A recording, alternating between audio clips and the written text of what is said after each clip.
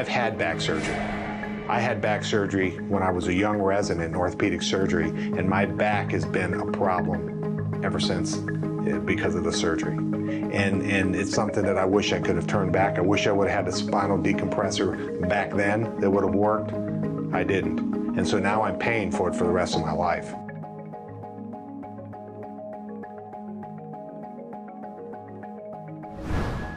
Seek medical attention for back injuries, knee injuries, and more. They seek the counsel of Dr. Timothy Kremcheck.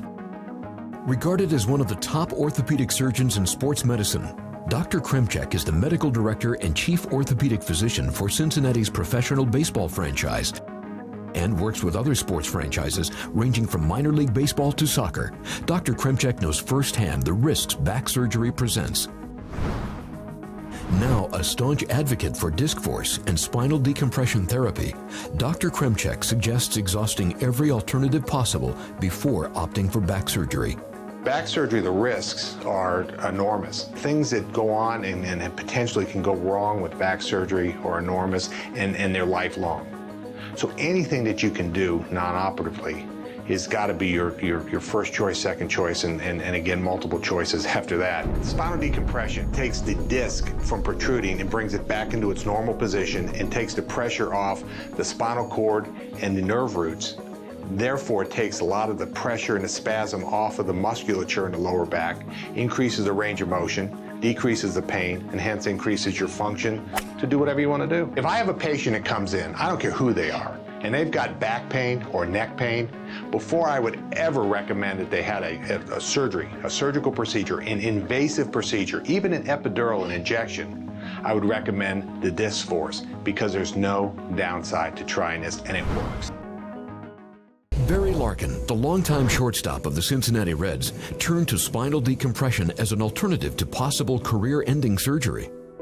My cervical C5, C6, I had some degenerative disc issues, so the disc have a certain amount of space between the two. My space was very limited, and the disc material that's between the two vertebrae, it leaked onto my nerve. I was almost completely paralyzed.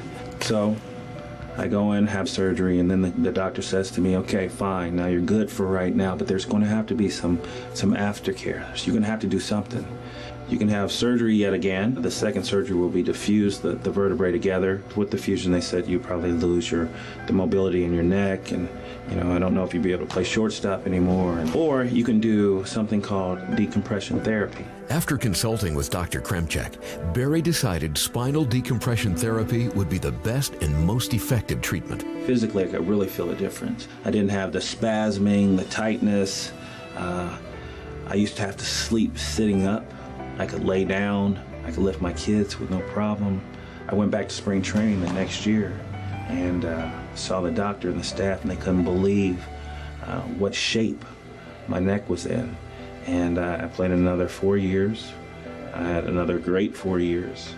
I chose not to have the surgery. I'm a walking billboard saying that decompression therapy works.